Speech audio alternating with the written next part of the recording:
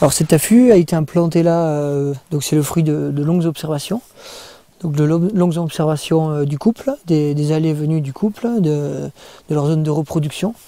Et donc depuis ce point de vue, je peux shooter sur des perchoirs, donc situés à hauteur sur des pins, ou alors sur le site aussi site de nidification, et proprement dit le nid, hein, qu'on appelle l'aire chez les grands rapaces, le nid du circaète qui est édifié dans des pins, en l'occurrence ici dans des pins sylvestres.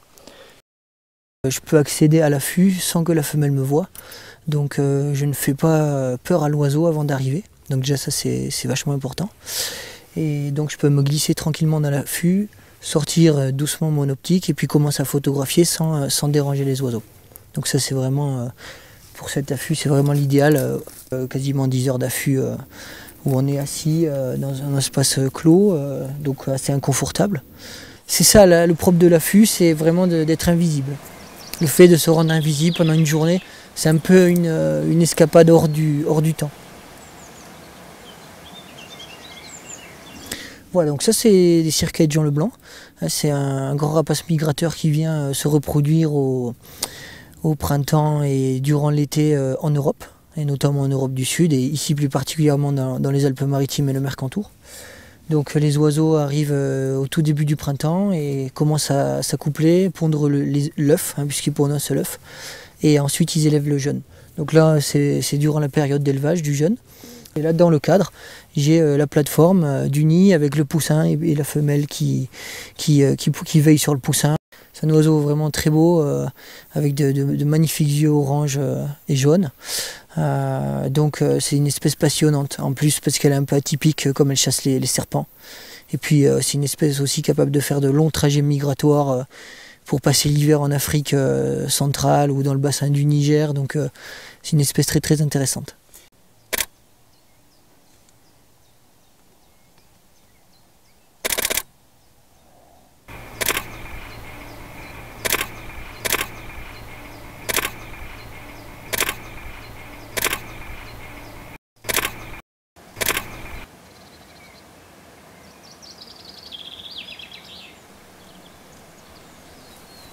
Voilà, donc là c'est un moment durant la journée où la femelle vient nourrir le jeune avec un serpent qu'elle régurgite.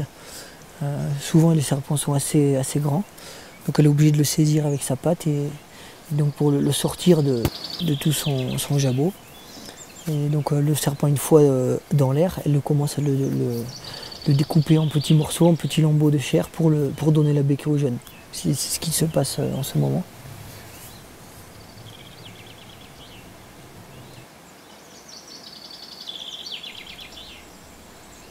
Voilà, c'est sympa. Une lumière très douce.